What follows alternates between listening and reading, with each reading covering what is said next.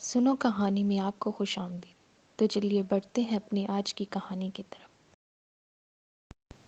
ایک دفعہ کا ذکر ہے کہ ایک ملک پر ایک بادشاہ حکومت کرتا تھا۔ بادشاہ کے 2 بیٹے اور ایک بیٹی تھی۔ بادشاہ کی بیٹی کی شادی ہو گئی تھی اور وہ اپنے گھر چلی گئی تھی۔ شہزادہ اپنے کمرے کی کھڑکی سے باہر دیکھتے ہوئے اپنی بہن شہزادی کے بارے میں سوچ رہا تھا۔ وہ اپنی بہن سے بہت محبت کرتا تھا۔ چند ہفتے پہلے ہی اس کی شادی پڑوسی ملک کے ایک شہزادے سے ہو گئی تھی۔ شادی کے بعد وہ ایک مرتبہ بھی اپنے گھر نہیں آئی تھی۔ ملکہ نے قاصدوں کے ذریعے اسے پیغام بھی بھیجوایا کہ وہ زیادہ دنوں کے لیے نہیں تو 1 آدھ دن کے لیے ہی ان سے ملنے کے لیے آ جائے۔ تو اس نے جواب میں لکھا کہ وہ ابھی تک شادی کی ضیافتوں میں مصروف ہے، جیسے ہی اسے فرصت ملے گی وہ ضرور ملنے کے لیے آئے گی۔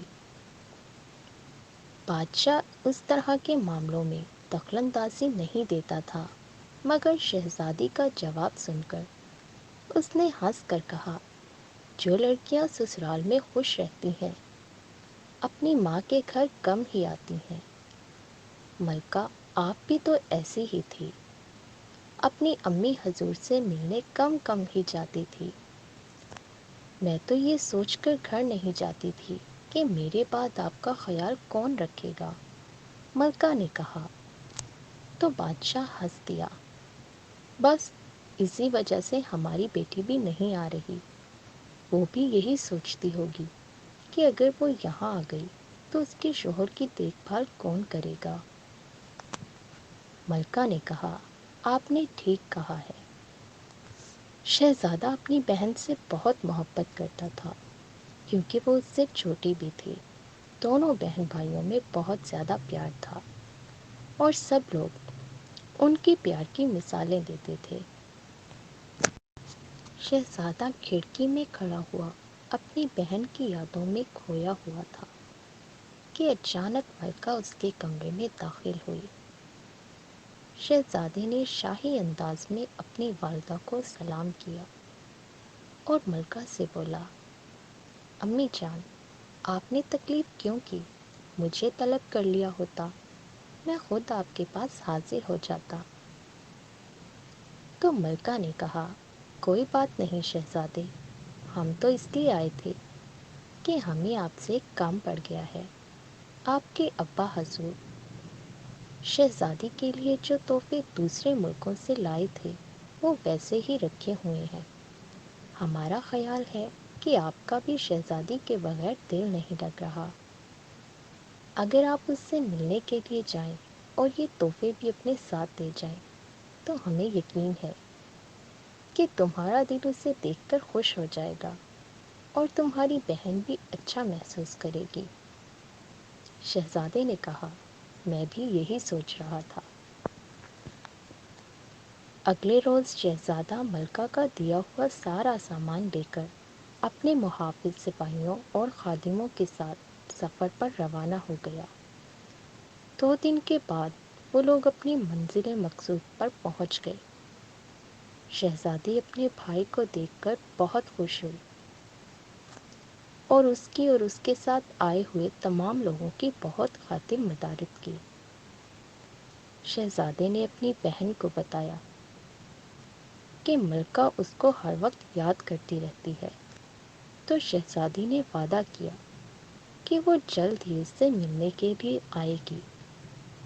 اسے بھی اپنی امی جان کی بہت زیادہ یاد ستاتی ہے۔ شہزادہ 1-2 روز کے بعد وہاں سے رخصت ہوا۔ جب انہوں نے رخت سفر باندھ لیا تو شہزادی نے بھائی کے ساتھ آئے ہوئے تمام خدمت گاروں اور سپاہیوں کو بیش قیمت تحفے بھی دیے۔ وہ لوگ صبح ہی صبح سفر پر روانہ ہو گئے۔ دوپہر تک انہوں نے کافی راستہ طے کر لیا تھا۔ مسلسل سفر کرنے کی وجہ سے سبھی لوگوں کو بہت زیادہ تھکن ہو گئی تھی اور بھوک بھی ستانے لگی۔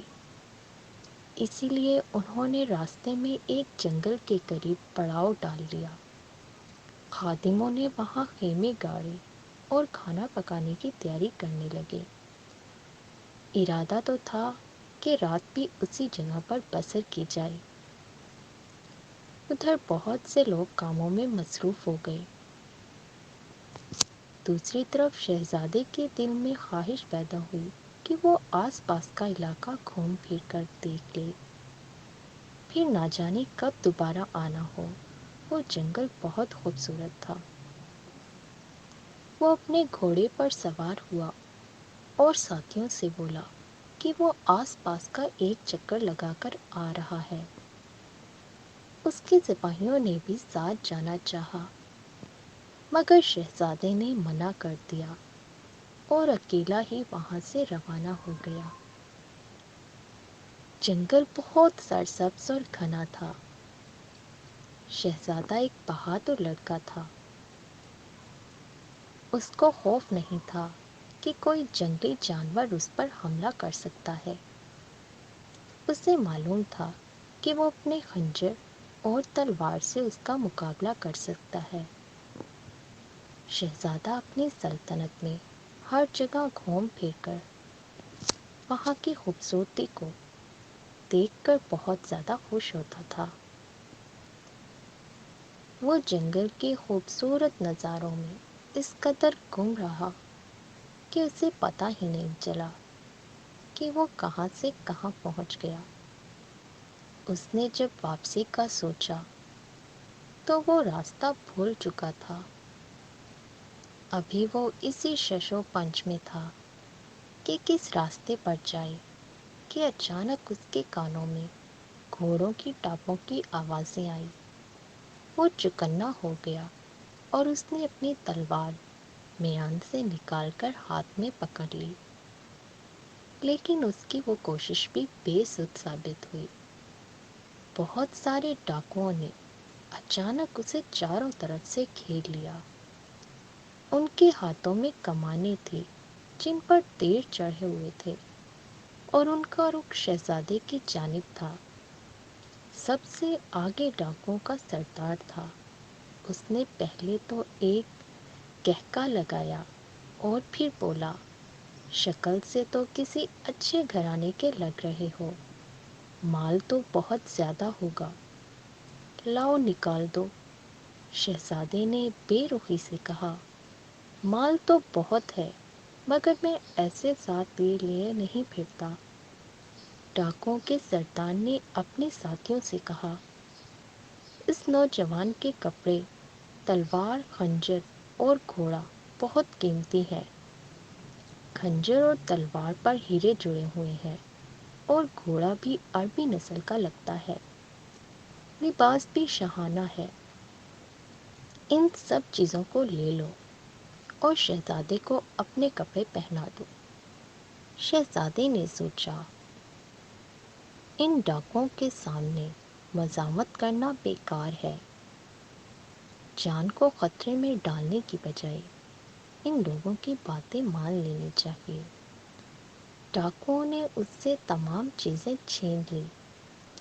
شہزادے نے دل میں تہیہ کر لیا کہ محل پہنچتے ہی وہ ان ڈاکوؤں کے ٹھکانے پر یلغار کرے گا اور انہیں قید کروائے گا۔ انہوں نے نہ جانے کتنے لوگوں کو لوٹا ہوگا۔ شہزادے کی تمام چیزیں لینے کے بعد ڈاکوؤں نے شہزادے کو پرانے سے کپڑے پہننے کے لیے دیے اور پھر اسے جنگل سے باہر چھوڑ آئے۔ شہزادے کو بالکل پتہ نہیں تھا کہ وہ کس جگہ پر ہے اور اس کے ساتھیوں نے پڑاؤ کہاں ڈال رکھا تھا۔ شام ہو گئی تھی اور کچھ ہی دیر میں رات ہونے والی تھی۔ اس نے سوچا کہ پہلے سر چھپانے کا کوئی ٹھکانہ ڈھونڈنا چاہیے، دوسری باتیں بعد میں دیکھی جائیں گی۔ شہزادے کو بھوک بھی بہت لگی تھی۔ جنگل سے نکل کر وہ کچھ ہی دور گیا تھا کہ اسے ایک بستی کے آثار نظر آئے۔ وہ اسی طرف چل پڑا۔ کچھ ہی دیر کی مسافت کے بعد وہ بستی میں داخل ہو چکا تھا، چونکہ ابھی تک پوری طرح رات نہیں ہوئی تھی، اسی لیے بستی میں کافی چہل پہل نظر آ رہی تھی۔ چلتے چلتے وہ ایک گلی میں داخل ہوا، جہاں پر آمنے سامنے قطار در قطار مٹی کے کچے گھر بنے ہوئے تھے۔ وہ بھی کچھ ہی دور گیا تھا کہ ایک چھوٹا سا لڑکا سامنے سے بھاگتا ہوا آیا۔ جیسے ہی اس لڑکی کی شہزادے پر نظر پڑی تو وہ حیرت سے بولا، انور بھائی، آپ شہر سے کب آئے؟ پھر اس نے شہزادے کا جواب کا انتظار بھی نہیں کیا اور قریبی ایک گھر کے دروازے پر کھڑے ہو کر چلانے لگا، خالہ، خالہ، جلدی آؤ، انور بھائی شہر سے واپس آ گئے ہیں۔ چھوٹا لڑکا یہ اطلاع دے کر بھاگ گیا۔ وہ شاید جلدی میں تھا۔ اس کی آواز سن کر ایک ادھیڑ عمر کی شکل کی عورت جلدی سے دروازے پر آئی۔ شہزادے پر نظر پڑی تو وہ حیرت سے بولی، انور، تم کب آئے؟ بھوک لگ رہی ہوگی، چلو پہلے جلدی سے کھانا کھا لو، تمہاری کہانی بعد میں سن لوں گی۔ تمہارا ابا صبح سے دریا پر مچھلیاں پکڑنے کے لیے گیا ہوا ہے، بس ابھی آتا ہی ہوگا۔ یہ کہہ کر اس عورت نے اس کا ہاتھ پکڑا اور زبردستی گھر میں لے آئی۔ شہزادہ شش و پنج میں پڑ گیا کہ وہ عورت اسے اپنا بیٹا سمجھ رہی تھی۔ اس نے اس کی غلط فہمی کو دور کرنے کے لیے کہا، مگر میں تو آپ کا بیٹا نہیں ہوں۔ عورت نے جب اس کی بات سنی تو اس کی آنکھوں میں آنسو آ گئے اور اس نے کہا، میں جانتی ہوں کہ تمہیں دریا پر جا کر اپنے باپ کی طرح مچھلیاں پکڑنا اچھا نہیں لگتا۔ ٹھیک ہے، ہم نے تمہیں بچپن میں ڈوبتے ہوئے بچایا تھا اور تمہیں یہ بھی بتایا تھا کہ ہم تمہارے ماں باپ نہیں ہیں بلکہ ہم نے تمہیں پالا تھا، مگر جب تم یہ کہتے ہو کہ تم میرے بیٹے نہیں ہو تو مجھے بہت دکھ ہوتا ہے۔ ہمارے چینل کو سبسکرائب کریں اور کمنٹ سیکشن میں اپنی رائے سے ضرور آگاہ کیجیے۔ شکریہ۔